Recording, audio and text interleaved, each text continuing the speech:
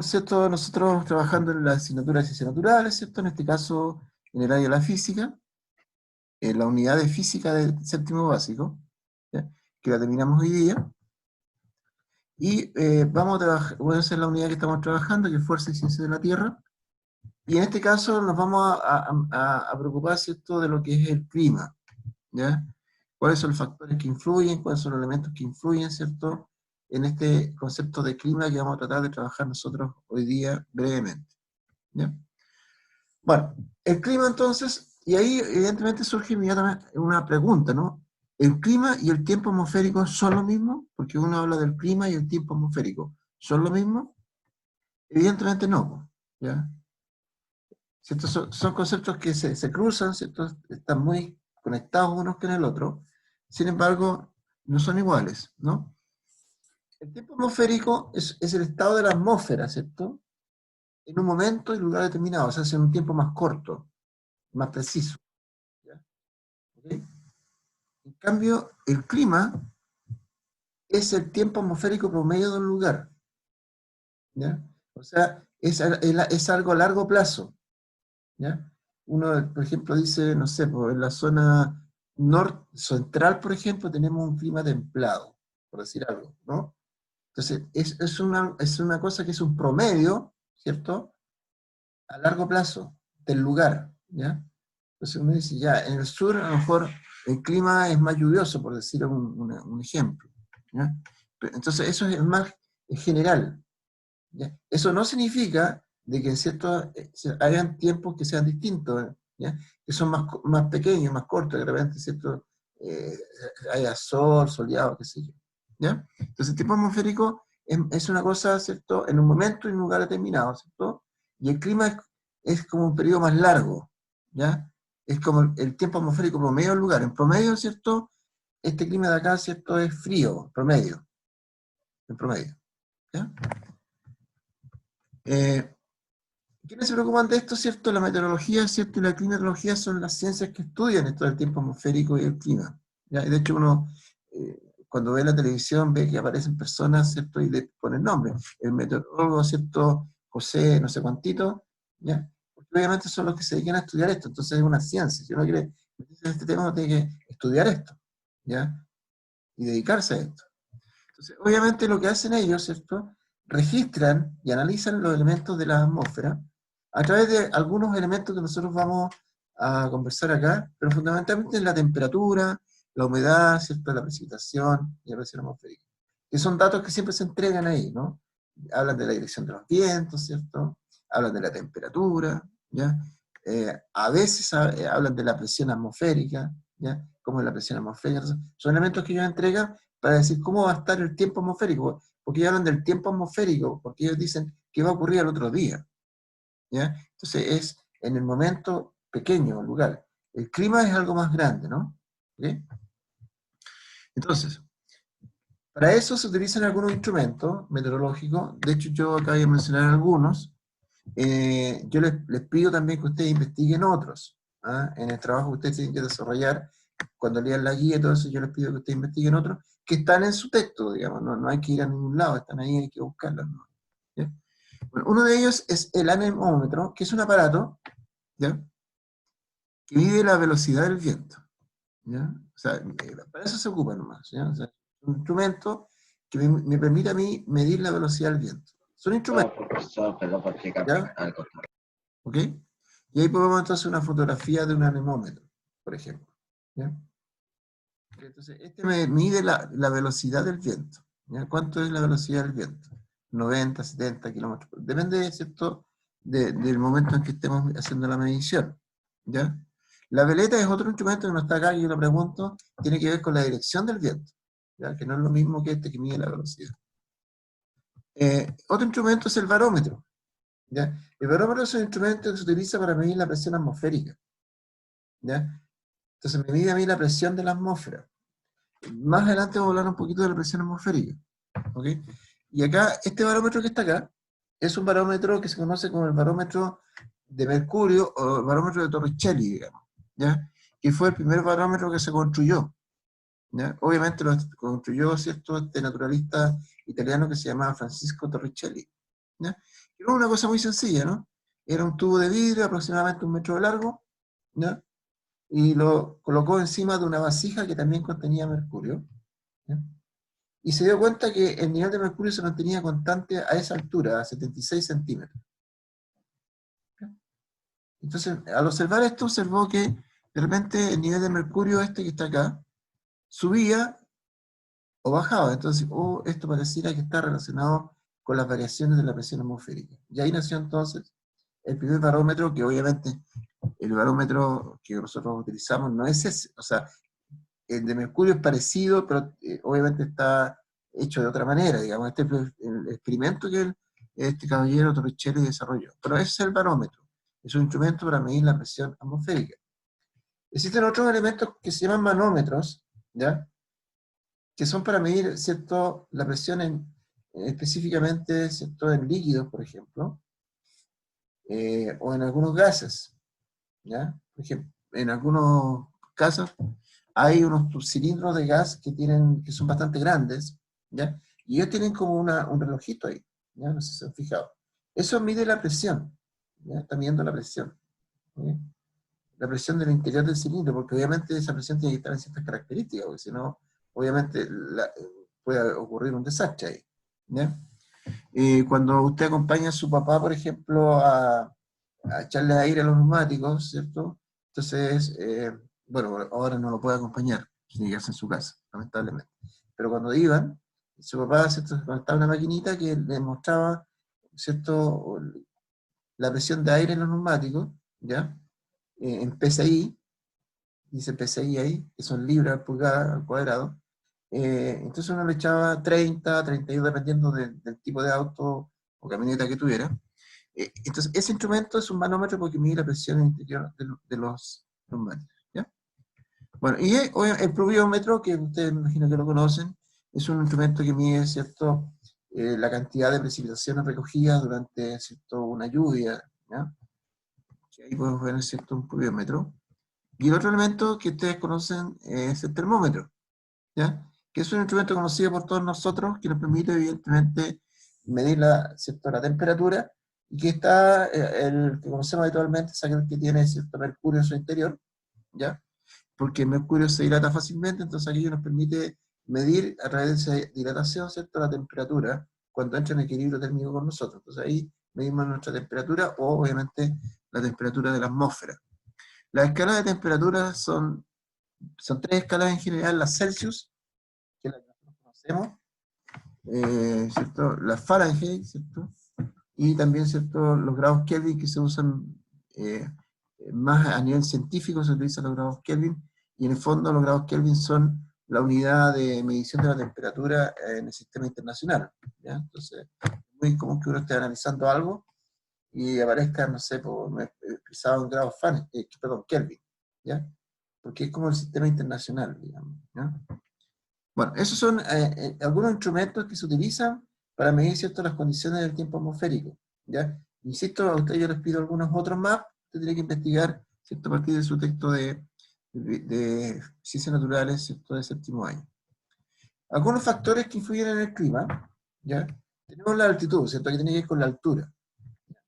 Es decir, a mayor altura, ¿cierto?, la temperatura va disminuyendo, por lo tanto, la altitud, ¿cierto?, la altura es un elemento que influye en el clima, ¿ya? Las cercanías al mar, ¿cierto?, si algo está cerca o lejos del mar, también va a influir en su clima, eso está clarito, ¿no? Y esto es porque las grandes masas de aire, perdón, las grandes masas de agua, ¿cierto?, se enfrían más lentamente, ¿ya? Por lo tanto, en los sectores costeros hay menores variaciones de temperatura. O sea, la temperatura varía, ¿cierto?, en forma más gradual. No como acá de repente, que las variaciones son muy fuertes de repente, por ejemplo, en la mañana con respecto a la tarde, al mediodía. Y eso de repente origina algunos problemas en nuestra salud. La circulación oceánica, que tiene que ver con lo mismo de arriba. El relieve, que tiene que ver, ¿cierto?, con la estructura, ¿cierto?, la geografía del lugar, etcétera, etcétera, ¿ya? También va a influir en el clima, ¿cierto?, en el clima, ¿cierto?, que haya del lugar.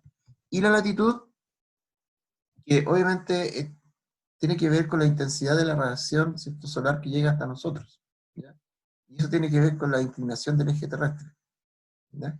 Entonces, de acuerdo a eso, obvio nosotros sabemos que los polos, ¿cierto? Porque están en los extremos, polo sur, polo norte, reciben menos radiación que en el Ecuador, ¿no? Que donde prácticamente la radiación llega en forma perpendicular, llegan directamente. Entonces la latitud, ¿cierto? Influye, pues, obviamente, la posición en que yo estoy respecto, ¿cierto? A la radiación solar. Porque recuerden que la latitud es la distancia que hay medida en ángulo respecto al Ecuador, ¿ya? Es de 0 en el Ecuador hasta 90 grados, que en los polos. Entonces ese elemento ya va a influir en el clima, ¿ya? Y en muchas otras cosas más, evidentemente, ¿ya? Bueno, ahí podemos ver una diapositiva donde estamos hablando de lo mismo, ¿cierto? Como que resumimos un poquito los elementos, las corrientes, qué sé yo, latitud, altitud, ¿ya? Ahora, ¿qué elementos básicamente, ¿cierto?, caracterizan a la atmósfera, ¿cierto? Condiciones físicas de la atmósfera que la caracterizan y obviamente están relacionados con estos factores que determinan el clima. Estos 4 que están ahí, pues, la humedad, la temperatura, las precipitaciones, la presión y el viento, que son habitualmente los elementos que a nosotros nos entregan, ¿ya? Estos elementos son los que nosotros escuchamos habitualmente en la información que nos llega a nosotros a través, ¿cierto?, de la información del tiempo, en la televisión, ¿ya? ¿Okay? Entonces, son elementos que nos dicen y nos entregan. Ahora, esto funciona a través, evidentemente, de modelos, ¿no? Modelos explicativos, ¿no? Entonces uno va juntando las mediciones, ¿cierto? Y va formulando un modelo que me permite a mí predecir, evidentemente, qué va a pasar, digamos, de aquí a, o sea, al lunes de la próxima semana, por ejemplo, ¿ya? Entonces me permite predecir. Como todos los modelos, evidentemente, que funcionan, ¿ya? Y a veces, evidentemente, los modelos no funcionan bien, pues, entonces hay que irlos perfeccionando, ¿cierto? Modificando, porque de repente los modelos, ¿cierto? Estos modelos que predicen ciertas situaciones no funcionan bien, entonces uno tiene que ir arreglándolos, modificándolos, perfeccionándolos. Esa es la idea, ¿ya? Me imagino que eso ustedes lo saben, porque, por ejemplo, la historia del átomo, que usted lo ve con la profesora Jimena, hay toda una historia ¿cierto? De cómo ha ido evolucionando el modelo que nos explica cómo es el átomo, ¿ya? Es una evolución gradual, ¿ya? ¿Ya? Que ha ido perfeccionándose a través del tiempo. Bueno, entonces tenemos que la temperatura es uno de los elementos del clima importantes que nosotros tenemos que tener en cuenta, ¿ya? Y la temperatura es un concepto que está relacionado con la velocidad de las moléculas, ¿ya? Y tiene que ver entonces con la agitación molecular. ¿De acuerdo? Entonces, cuando las moléculas están moviéndose más rápido, ¿ya? Se supone que la temperatura es más alta, ¿ya? Y cuando las moléculas se mueven más lento, se supone que la temperatura es más baja, ¿ya? ¿Okay? Entonces, obviamente, si yo, esto es como ejemplo, ¿no? Uno lo puede ver con los cambios de estado. Si yo tengo, ¿cierto?, un estado sólido, hablando de las características físicas de los estados de la materia, ¿cierto? Entendiendo que en general yo hablo de 3 estados, sabiendo que hay, ustedes me imagino que escuchan y ven o leen, ¿cierto? Informaciones que llegan, que hoy día ya tenemos más estados de la materia, ¿cierto? Tenemos, ¿cierto?, el estado del plasma, por ejemplo, y el condensado de Bose-Einstein, que son ciertos estados que no son tan nuevos en realidad, pero nosotros siempre hablamos de 3 estados de la materia, que es sólido, líquido y gaseoso, ¿ya? Entonces, para entender la idea de lo que quiero hablar acá, uno puede tener un estado sólido, entonces yo le aplico cierta energía térmica, calórica, y eso hace que aumente la temperatura, ¿ya? Al aumentar la temperatura, entonces, ¿qué es lo que pasa con las moléculas del estado sólido? La unión, la cohesión que existe entre ellas se comienzan como a separar un poquito, ¿ya? Y empiezan a haber como espacios vacíos entre ellas. Y eso hace entonces que llega al punto, ¿cierto?, de fusión en estado sólido y se transforma, ¿cierto?, en un estado líquido, donde las moléculas están más separadas, y eso le permite movimiento y adaptarse a los recipientes que los contienen, ¿cierto? Y fluir, ¿ya? Y fluir y avanzar. Y si le sigo aplicando calor a eso, sigo aumentando la temperatura, voy a llegar, ¿cierto?, al punto de ebullición, donde el líquido, ¿cierto?, se va a transformar en un estado de gas gaseoso, donde las moléculas están totalmente separadas, donde ya obviamente no existe prácticamente ningún tipo de unión entre las moléculas y predomina la expansión, ¿ya? Entonces la temperatura tiene que ver entonces cómo está la velocidad con que se mueven las moléculas, ¿ya? Los vientos, obviamente, sabemos, ¿cierto?, que se producen por la diferencia de presión atmosférica que se genera en ciertos lugares, y esta diferencia de presión atmosférica que se genera, obviamente va a generar masas de aire que se mueven violentamente de un lugar hacia otro, ¿ya? Debido, ¿cierto?, a las distintas temperaturas que ahí existen. Las precipitaciones, bueno, ya sabemos qué son, ¿cierto? Son lluvia, granizo, nieve, ¿ya? Y que varían de acuerdo, ¿cierto?, al lugar donde estemos, a las latitudes. Si estamos en el Ecuador, ¿cierto?, si estamos en las zonas, que sé yo, cerca de los polos, va a variar esto de la precipitación, ¿ya? La presión atmosférica, ¿cierto?, es la fuerza que ejerce la atmósfera sobre todos nosotros, ¿ya? Y que obviamente va a depender, ¿cierto?, de la temperatura y de la altitud, ¿ya?, de la altura. Es decir, si yo estoy a nivel del mar, voy a tener una cierta presión atmosférica, pero si empiezo a subir en altura, ¿cierto?, en altitud, voy subiendo, voy dejando masas de aire abajo, ¿ya? Por lo tanto, la presión atmosférica empieza a disminuir. A medida que voy subiendo, ¿cierto?, la presión atmosférica disminuye, va disminuyendo, ¿ya? ¿De acuerdo? Y por lo tanto, la presencia de oxígeno a medida que voy subiendo yo es menor. Por eso uno mientras más sube, más cuesta respirar en el porque hay menos oxígeno, ¿ya? Por eso a ciertas alturas, obviamente uno tiene que, si va a viajar en avión, el avión tiene que estar presurizado, o sea, tiene las mismas condiciones que tenemos acá abajo, entonces, y hay oxígeno y todo, no hay ningún problema, ¿ya? Sin embargo, si hay alguna dificultad en el avión, ¿no?, que se rompe una estructura del avión, como la presión atmosférica afuera del avión es menor, y la presión del avión interior es mayor, ¿cierto? Entonces la presión de adentro es más grande que la de afuera, entonces si se rompe algo, todo lo que está adentro tiende a salir violentamente hacia afuera, por la diferencia de presión, ¿ya? ¿Ok? Bueno, la humedad del aire, que es la cantidad de agua, ¿cierto?, que tenemos en la atmósfera, ¿ya?, que obviamente está relacionado con la temperatura, y la radiación solar, que obviamente es la cantidad de energía solar que recibe una región, ¿cierto?, y que varía con la latitud. Donde estoy, si estoy en el Ecuador, ¿cierto?, voy a recibir una cierta cantidad de radiación solar. Si estoy en los polos, voy a tener, ¿cierto?, otro tipo de radiación por la forma que llega los rayos luminosos. Algunos llegan directamente, casi perpendicular, y otros, ¿cierto?, llegan, ¿cierto?, en forma diagonal, oblicua, ¿ya? Esto también tiene que ver mucho con el color de la piel, ¿no? ¿Cierto? Recuerden que la piel nuestra, la epidermis, ¿ya?, tiene los melanocitos y ahí está la melanina, que le da la pigmentación a la piel. Y esto obviamente es cosa de mirar, ¿no? Pues en el centro de nuestro planeta las personas obviamente tienen un color de piel más oscuro, ¿ya? ¿Ya? Y obviamente a medida que nos vamos, existe el piel más blanca. Y bueno, hay toda una historia ahí respecto a eso, ¿no? Y obviamente también tiene que ver con la absorción de la vitamina D, muy importante para nosotros, para lo que son los huesos y todo eso. También dentro de los factores que influyen en el clima está la rotación de la Tierra, ¿ya?, y la traslación, ¿no? ¿Cierto? Recuerden que la rotación es cuando la Tierra gira sobre su propio eje, y la rotación es cuando se traslada, ¿cierto?, alrededor del Sol, en forma elíptica. Entonces estos movimientos, ¿cierto?, afectan evidentemente el clima terrestre, específicamente con respecto a la rotación el día y la noche, ¿ya? Día y la noche, ¿ya? Entonces ahí tenemos la rotación el día y la noche, y obviamente esto tiene que ver con la dirección de los vientos, ¿de acuerdo?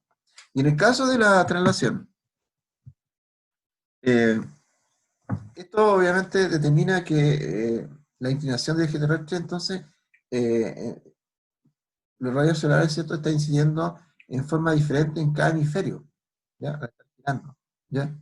Y esto da origen a las estaciones del año, como ya sabemos, ¿ya? Y nosotros sabemos lo que significa eso, ¿ya? Entonces, la primavera, ¿cierto?, el verano, el otoño y el invierno, ¿cierto? Y eso tiene que ver, evidentemente, con todo lo que hemos conversado. Bueno, estos serían entonces los elementos y los factores del clima, ¿no? ¿Ok? Ahora, dentro de esto, existen ciertas zonas climáticas que son como claves dentro de nuestra querida Tierra, digamos, ¿ya? Que tienen que ver con la cantidad de luz, ¿cierto?, y calor que llega del Sol, ¿ya? Como estos rayos llegan de distintas maneras, como podemos apreciar acá, ¿ya? Entonces se genera tres zonas climáticas base, ¿ya?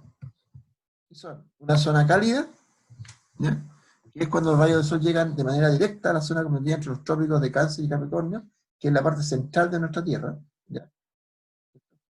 En estos trópicos, ¿cierto? Acá, la parte central, ¿ya? Ahí, ¿cierto? Los rayos solares llegan en forma directa, ¿ya? Entonces, estas zonas son climas cálidos, ¿ya? Y presentan temperaturas altas todo el año. Todo el año tienen temperaturas muy altas. Hablemos de Ecuador, Brasil, por ejemplo, que son lugares que nosotros ubicamos un poco, ¿ya? Por ejemplo. Tenemos zonas templadas, ¿ya? Donde los rayos solares llegan de manera inclinada, ¿cierto? Y presentan diferentes temperaturas en distintas estaciones del año. O sea, acá se ve clarito, de repente temperaturas bajas en invierno, ¿cierto? O temperaturas más altas durante el verano. Y en zona templada. Y aquí, en esta zona templada, estamos nosotros, ¿ya? Nosotros estamos ubicados en este lugar, en esta franja, ¿ya? Y obviamente la zona fría, ¿ya? Donde los rayos solares, perdón, casi no tocan la superficie terrestre, ¿ya? Y obviamente estas zonas son climas fríos, ¿ya? Y presentan bajas temperaturas durante todo el año, ¿ya? Entonces, fundamentalmente nosotros, de acuerdo a lo que hemos conversado del clima, ¿cierto? Y de los factores y elementos que afectan el clima, nosotros podemos concluir que había estas tres zonas en forma general en la Tierra. Una zona cálida, una zona templada y una zona fría, ¿ya? Que podemos visualizarla acá, ¿no? Ahí tenemos la zona fría, la zona templada, ¿cierto? La zona cálida, acá, la zona templada, por aquí estamos nosotros, cayéndonos del mapa, por ahí estamos, ¿ya? Y después tenemos la zona fría.